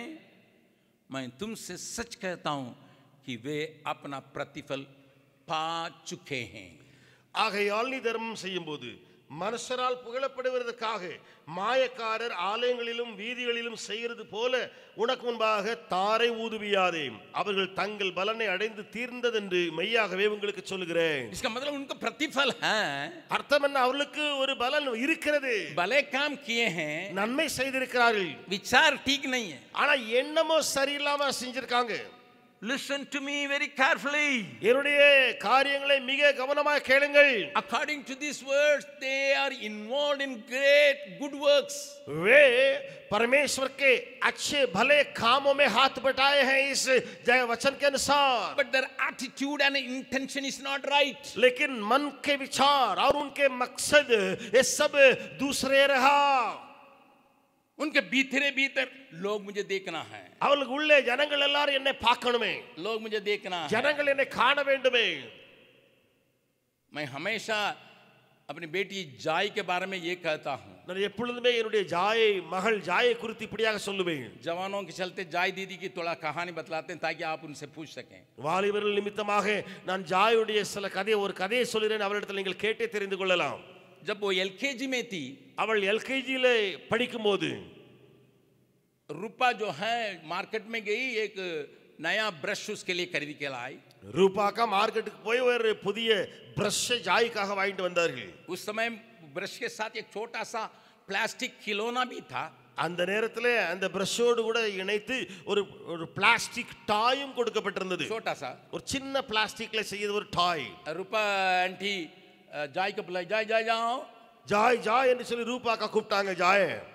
दुकानदार ने तुम्हारे लिए ना केवल ब्रश दिया, एक खिलौना भी दिया। கடைக்காரரை பாரு, உனக்காக பிரஷ் கொடுத்தது மாத்திரமல்ல அதோடு கூட ஒரு சின்ன டாயையும் கொடுத்திருக்கிறான். लेके भाग गई।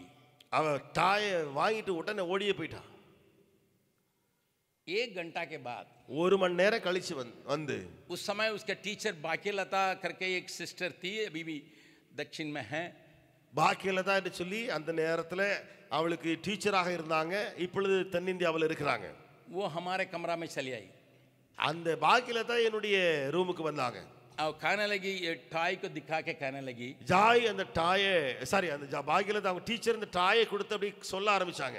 जाय के टीचर ने दिखा के कहने लगे, आपकी बेटी हमको इनाम दी है। சொன்னாங்க, உங்க மகதான் இந்த டாயை எனக்கு பரிசா கொடுத்திருக்கிறா. रूपा सोचने लगी, मेरी बेटी का दिल इतना बड़ा है, उसको मिलने वाला का टीचर को दे दी है। ரூபா அக்காவுக்கு ரொம்ப சந்தோஷம். என்ன நான் அவளுக்கு கொடுத்தேன், அவள் அழகா போய் பாரு டீச்சருக்கு கொண்டு கொடுத்துட்டாளேன்னு சொல்லி சந்தோஷப்பட்டாங்க. लेकिन लता बोलने लगी, ஆனால் லதா சொன்னாங்க, ना ना, இல்ல இல்ல, जब वो दी थी मैंने कहा थैंक यू, நான் அவள் கொடுக்கும் பொழுது நான் சொன்னேன் தேங்க்யூன்னு சொன்னேன் அவளுக்கு முன்பதாக. लेकिन जाय बोलने लगी, ஆனா ஜாய் சொல்ல ஆரம்பிச்சா, कमरा में थैंक यू नहीं कहना, ரூம்ல இருந்துட்டு தேங்க்யூ சொல்லக்கூடாது. कल स्कूल में आके सारे बच्चों के सामने जाय ने मुझे दी करके बतलाना था, थैंक यू कहना. ஸ்கூலுக்கு நாளைக்கு வந்து ஜாய் கொடுத்தா பாருங்கன்னு சொல்லி அந்த இதை சொல்லிட்டு அதுக்கப்புறம் தேங்க்யூ சொல்லணும். इंटेंशन क्या है? என்ன நோக்கம்? टीचर को मन से नहीं दी है, டீச்சருக்கு மனசுல இருந்து அவ கொடுக்கல, सब लोग तारीफ करना है, எல்லாரும் புகழானோம். Listen sir, सुनिए, this is because many times you work for wages. ये इसलिए कि कई बार आप उन तनख्वाह के लिए मजदूरी के लिए काम करने वाले होते. We are not, our eyes are not on the reward on performance. हमारी आंखें या नजर जो है उस रिवार्ड के ऊपर नहीं है, प्रतिफल ऊपर नहीं है, या उस परफॉर्मेंस में नहीं है. आप खूब मेहनत करते होंगे, நல்லா நீங்க வேலை செய்து நல்லா பாடுபடலாம், भले काम भी करते होंगे, நன்மையான கிரியைகளும் செய்து கொண்டு வரலாம், दूसरों को मदद करते होंगे, பிறருக்கு உதவி செய்கிறவர்களாகவும் இருக்கலாம். लेकिन आपके पीछे एक विचार अगर है, ஆனா அதுக்கு பின்னால இன்னொரு எண்ணம் உங்களுக்கு இருக்கும் என்று சொன்னால், लोग जब आपका तारीफ करेंगे, यही आपका परफॉर्मेंस का रिवार्ड पूरा हो चुका है. ஜனங்கள் உங்களை பார்க்க வேண்டும், உங்களை பாராட்ட வேண்டும் என்று சொன்னால் உங்களுடைய பெர்ஃபார்மன்ஸுக்குடைய ரிவார்டு அங்கேயே உங்களுக்கு கிடைத்தாய் விட்டது.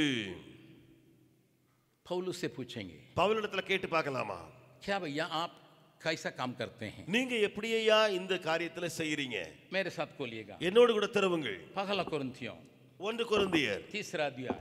3வது அதிகாரம். पहला कुरिन्थियों तीसरा अध्याय में एक खास बात को पौलुस यहाँ लिखता है। 1 கொரிந்தியர் 3வது அதிகாரத்திலே பவுல் ஒரு முக்கியமான காரியத்தை இங்கே எழுதுகிறார். यहाँ पर उस बात को देखिएगा। அங்கே இந்த காரியத்தை பார்க்கலாமே. 6, 7, 8 पद को देखेंगे। 6, 7, 8 வசனங்களை பார்க்கலாம். पहला कुरिन्थियों उसका तीसरा अध्याय का 6, 7, 8 पद। 1 கொரிந்தியர் 3, 6, 7, 8 वचनங்களை पौलुस यहाँ का பார்க்கலாம். मैंने लगाया, अपुल्लोस ने सींचा, परंतु परमेश्वर ने बढ़ाया। நான் நட்டேன், அப்பல்லோ நீர் பாய்ச்சினான், தேவனே விளைய செய்தார். इसलिए न तो लगाने वाला कुछ है न सींचने वाला, परंतु परमेश्वर की ही सब कुछ है जो बढ़ाने वाला है। அப்படி இருக்க நடுகிறவன் ஆனாலும் ஒன்றுமில்லை, நீர் பாய்ச்சுகிறவன் ஆனாலும் ஒன்றுமில்லை, விளைய செய்கிற தேவனாலே எல்லாமாகும். 9वां पद। வசனம் 9. इस वचन को पढ़ने के बाद आपको लगेगा अरे अब तो क्या मेहनत करना है। இதை வசனத்தை வாசித்த பிறகு உங்களுக்கு தெரியும் என்ன உழைச்சி என்ன பாடுபட்டு என்ன பிரயோஜனம். इतना मेहनत करने से कोई लाभ नहीं। இவ்வளவு பாடுபட்ட பிறகு என்ன லாபம்? जैसा मास्टर साहब ने कहा इतना तनखा के लिए बक्सर तक जाएगी। எப்படி அந்த ஆசிரியர் சொன்னாரோ இவ்வளவு சம்பளம் கொடுத்திருந்தா நதி அந்த பக்சர் வரைக்கும் தான் போகும். लेकिन यहाँ पर लिखा है ஆனா இங்க எழுதி இருக்கிறது क्योंकि हम परमेश्वर के सहकर्मी हैं। நாங்கள் தேவனுடைய உடன்வேலையாட்களாய் இருக்கிறோம். बगल वाला का हाथ पकड़ के बोलिएगा, பக்கத்துல கரங்களை பிடித்து சொல்லுங்கள். If you work for performance, अगर आप रिवार्ड के लिए काम करते हैं, अगर आप रिवार्ड के लिए काम करते हैं, वो भी परमेश्वर से मिलने वाले रिवार्ड के लिए काम करते वो हैं, भी परमेश्वर से मिलने वाले रिवार्ड के लिए आप उसको पार्टनर समझते हैं। I am partnering with God. நான் தேவனோடு உடன் வேலையாட்களாய் இருக்கிறேன். बगल वाला का हाथ पकड़ के एक और बार पूछिए, பக்கத்துல கரங்களை பிடித்து இன்னொரு முறை கேட்டுக்கொள்ளுங்கள். आप परमेश्वर का नौकर है நீங்க தேவனுடைய வேலைக்காரரா या परमेश्वर का पार्टनर है? அல்லது தேவனுடைய உடன் வேலையாட்களரா? कितने लोग पार्टनर रहना चाहते हैं? हाथ उठा के எத்தனை பேர் உடன் வேலையாட்களாய் இருக்க விரும்புறீங்க? कुछ लोग ही दिखा रहे हैं, கொஞ்சம் பேர் தான் கையை தூக்கி காமிக்கிறாங்க. बाकी सब नौकरे रहना चाहते மீதி எல்லாருமே வேலைக்காரராவே இருக்க விரும்புறாங்க போல. हैं। यही पूरा हो जाएगा। இங்கேயே உங்களுக்கு எல்லாம் நிறைவேற கடவுது.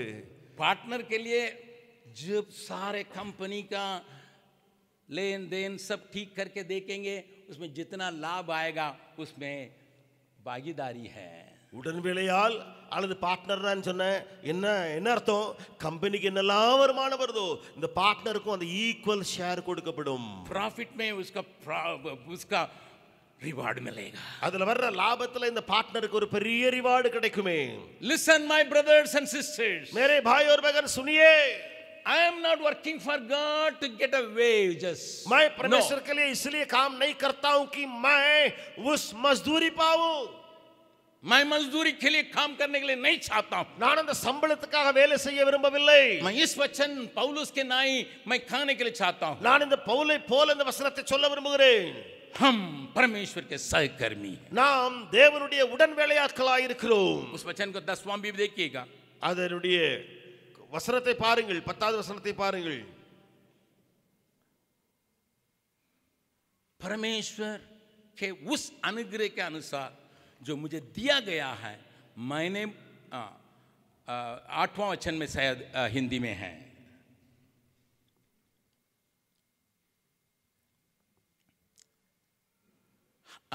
आठवां वचन में, हिंदी में 8वां वचन में, तमिल में 8वां वचन में, हरेक व्यक्ति अपने ही परिश्रम के अनुसार अपने ही मजदूरी पाएगा। 10வது வசனம் அல்ல 8வது வசனத்தை வாசிக்கிறேன். மேலும் நடுகிறவனும் நீர்ப்பாய்ச்சுகிறவனும் ஒன்றாயிருக்கிறார்கள், அவனவன் தன் தன் வேலைக்கு தக்கதாய் கூலியை பெறுவான். प्रभु के नाम की स्तुति प्रशंसा हो गई। தேவ நாமத்துக்கு மகிமை உண்டாவதாக. आज मैं इस बात को आपके मन में अच्छा से बैठाने के लिए चाहता हूँ, खास करके बच्चों के लिए, जवानों के लिए और सारे लोगों के लिए भी।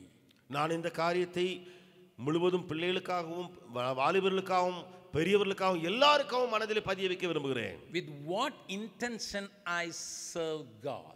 मैं किस मकसद से, किस विचार से दूसरों की सेवा करता हूं या परमेश्वर की सेवा करता हूं? Do you want anybody to pay whatever I do here?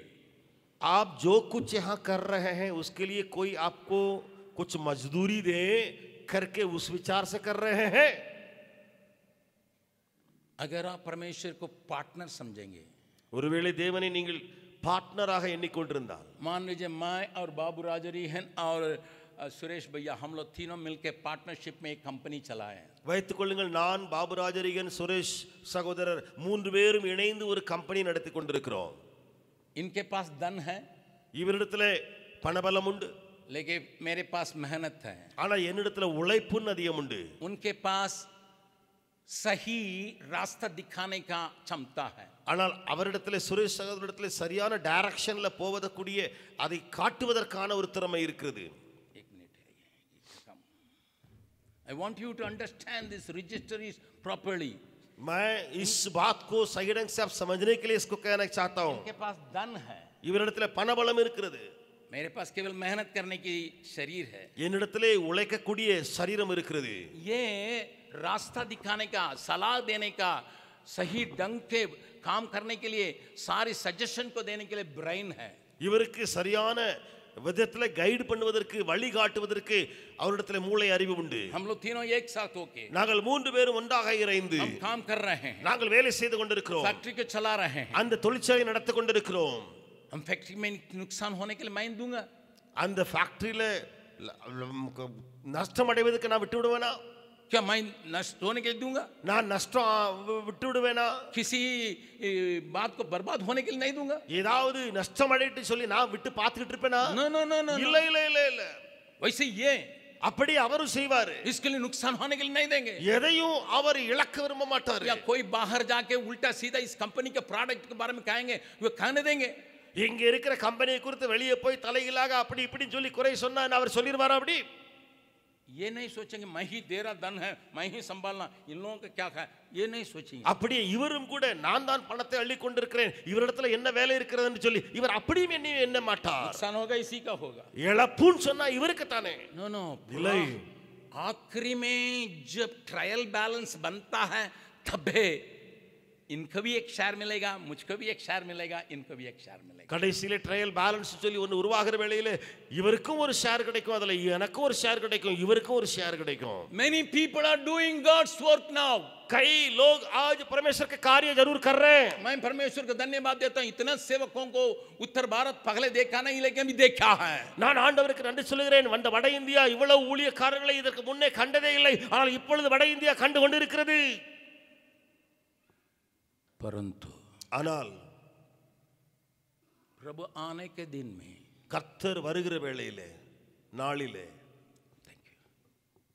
शायद ஒருவேளை मुझे कुछ भी नहीं लगेगा मिलेगा, क्योंकि मेरा इस दुनिया में ही पूरा हो गया है, तो चिंता की बात है.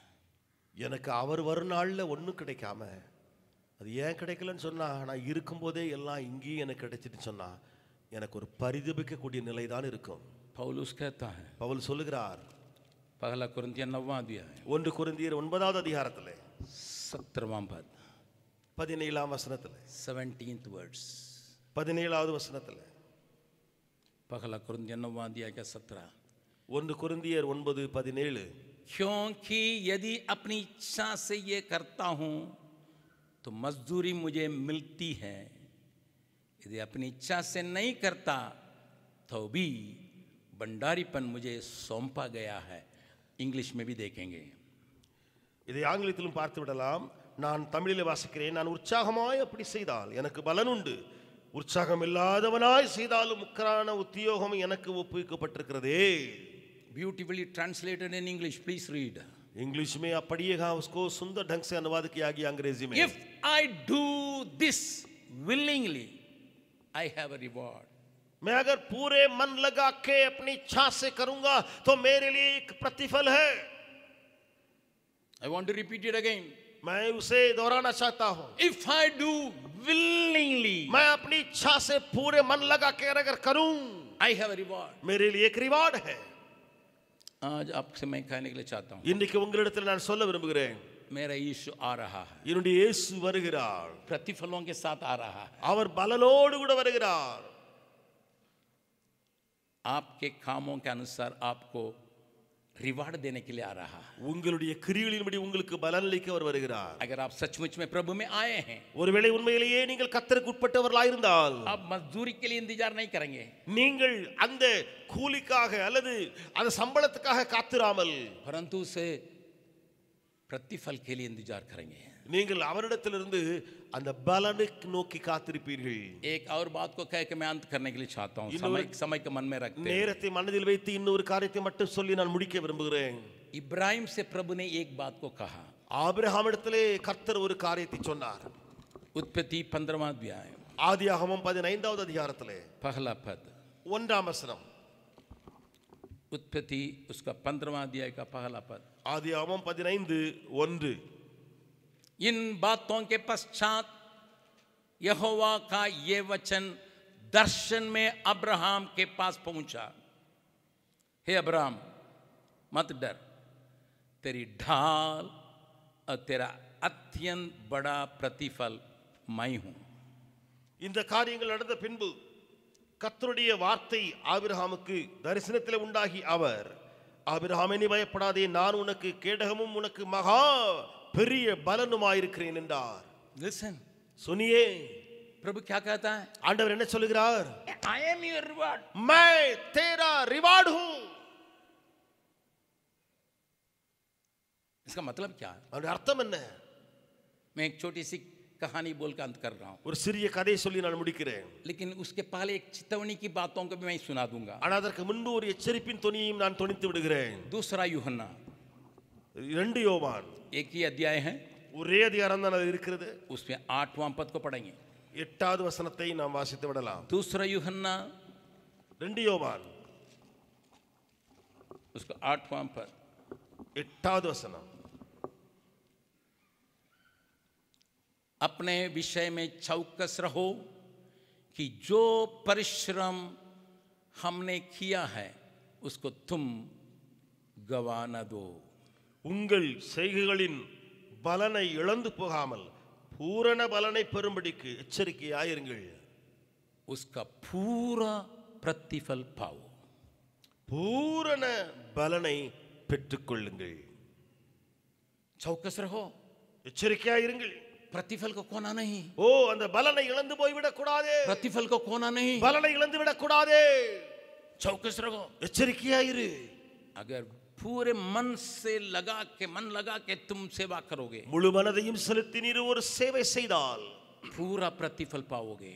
நீ பூரணமாய் அந்த பலனை பெற்றுக்கொள்வாய். इन बातों को मन में रखते हुए प्रभु इब्राहिम से कहता है, मैं ही तुम्हारा रिवार्ड हूं. இந்த காரியத்தை மனதில் வைத்துதான் ஆண்டவர் ஆபிரகாமை பற்றி சொல்கிறார், நானே உனக்கு ரிவார்டாக பலனாக இருக்கிறேன். उसके ऊपर मैं घंटों पर बोल सकता हूं, நான் அதை குறித்து மணிக்கணக்காய் பேசிக் கொண்டிருக்க முடியும். परंतु मैं एक छोटी सी कहानी सुना के मैं अंत करता हूं. ஆனால் ஒரு சிறிய கதையை சொல்லி நான் முடிக்க வருகிறேன். 3 जन साधारण आदमी लोग राजा के ऊपर आने वाले खतरा से उनको बचा लिया. 3 பேர் சாதாரணமானவர்கள் ராஜாவுக்கு வருகிற ஒரு பெரிய ஆபத்திலிருந்து ராஜாவை தப்புவித்தார்கள். राजा एक बार जंगल में शिकार खेलने के लिए अकेले गया था. ராஜா ஒரு முறை காட்டுக்கு வேட்டையாட தனியாய் சென்றார். सेवक लोग थे लेकिन उनसे छूट गया या भीतर जंगल में चला गया. ராஜாவுடைய சேவகர்கள் இருந்தார்கள். சேவகர்கள் இங்கே நின்று போக ராஜா உள் காட்டு பகுதிக்கு போயிருந்த வேளை, उन दिनों में तीर धनुष से शिकार खेलते हैं. அந்த நாட்களிலே வேட்டையாட வரும்பொழுது ஈட்டி அல்லது அம்பு, அது வில் அம்பை வைத்து அவர்கள் எய்து வேட்டையாடுவார்கள். अचानक एक शेर आया, திடீரென்று ஒரு சிங்கம் வந்தது. राजा का अटैक करने लगा. ராஜாவை தாக்க ஆரம்பித்தது. राजा का मृत्यु डर आ गई. அந்த ராஜாவுக்கு மரண பயம் வந்தது. इस जगह में पेड़ को, सूखे पेड़ को काटने के लिए 3 जन काम कर रहे थे. அந்த இடத்திலே தான் ஒரு காய்ந்த மரத்தை வெட்டக்கூடிய வேலையை 3 பேர் செய்து கொண்டிருந்தார்கள். तीनों दौड़ के आए, 3 பேர் ஓடினா வந்தாங்க. उस शेर को मार के அந்த சிங்கத்தை கொன்று राजा को बचा लिए. ராஜாவை காப்பாத்திட்டாங்க. राजा उनका रिवार्ड देने के लिए चाहा, இப்பொழுது ராஜா அவர்களுக்கு ரிவார்டு கொடுக்க விரும்பினார். बुलाया, அழைப்பித்தார். आओ हमारा राजमहल में. எங்களுடைய அரண்மனைக்கு வாருங்கள் 3 பேரும். सब लोग वहां बैठे थे, எல்லாரும் அங்கே உட்கார்ந்து இருக்கிற வேளையிலே मंत्रिमंडल बैठा है, மந்திரி அமைச்சர்கள் உட்கார்ந்து இருக்கிறார்கள், कप्तान बैठे हैं.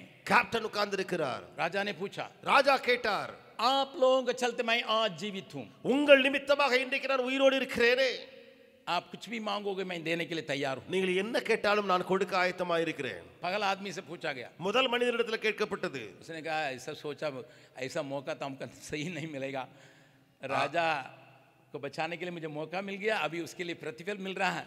उसने कहा 5 किलो सोना दे दीजिएगा.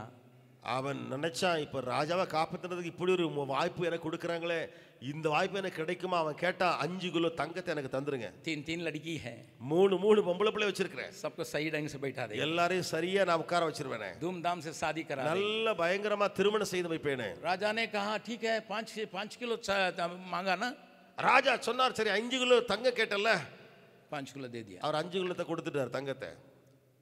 दूसरा वाला सोचा, ரெண்டாவது ஒருத்தன் நினைச்சான், अरे बेटी लो तो लूट के चला जाएगी, மகளுக்கு கொடுத்தேன்னு சொன்னா அவங்க எல்லாம் தூக்கிட்டு போயிருவாங்க எல்லாத்தையும், इसलिए मैं ऐसी चीज उनका मांगू, ஆகையினால நான் அப்படிப்பட்ட ஒரு பொருளை கேட்கட்டும், कंदानी कंदानी कंदानी कमदानी हमको कुछ मिल सके. அது எனக்கு வருகிற சந்ததியாய் அந்த காரியம் பெருகிட்டே போட்டும்.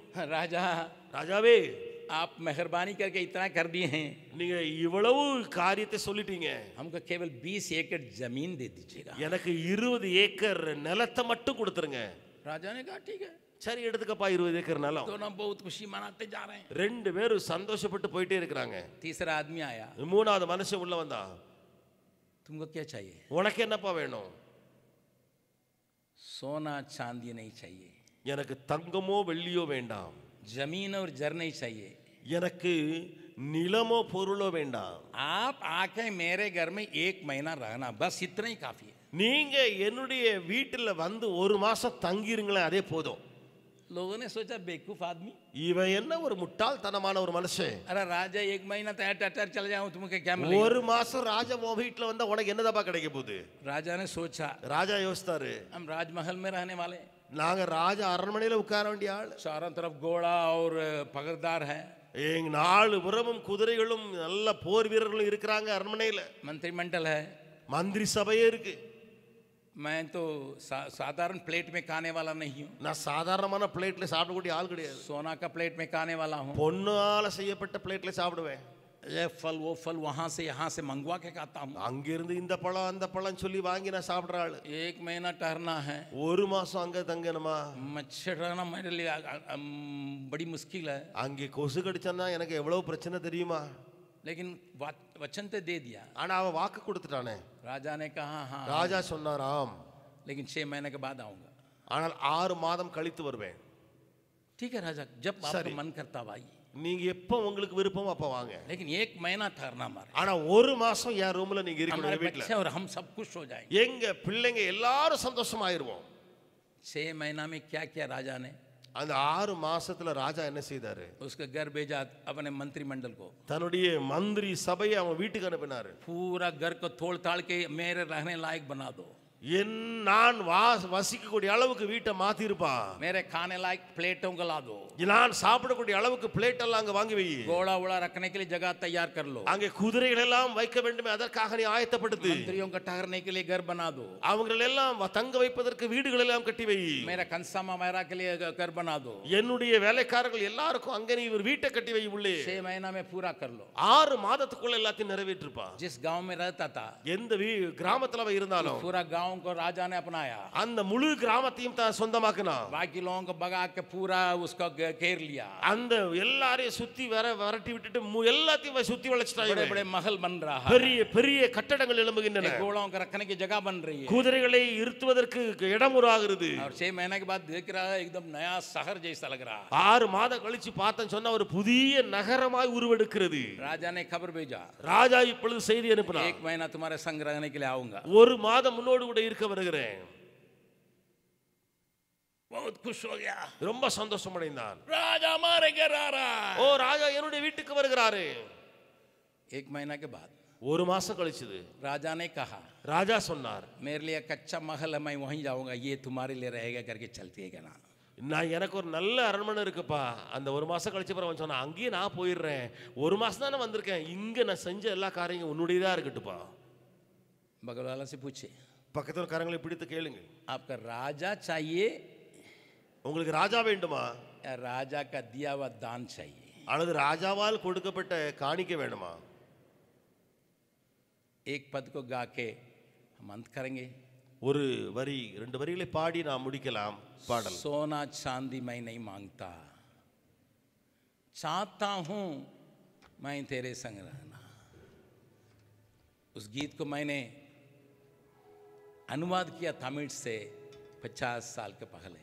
50 ஆண்டுகளுக்கு முன்பு இந்த பாடலை நான் தமிழிலிருந்து தான் மொழிபெயர்த்து இருக்கிறேன். कलवरी के प्रेम को जब हम देखते हैं, கல்வாரியின் அன்பை நாம் பார்க்கிற வேளையில उस प्रेम को हम तब्बे पाते हैं. அந்த அன்பை எப்பொழுது நாம் பெறுகிறோம் என்று சொன்னால் संग संग रहना. கூடவே இருக்கிற வேளையில मैं तमिल में इसका गीत गा के फिर हिंदी में जो अनुवाद किए उसको गाएंगे. தமிழ்ல இந்த பாடலை பாடி திரும்ப இந்தியில மொழிபெயர்த்த அந்த வரிகளை நான் பாடுவேன். பொன்னையும் பொருளையும் விரும்பேன், மண்ணின் வாழ்வையும் நான் வெறுத்தேன்.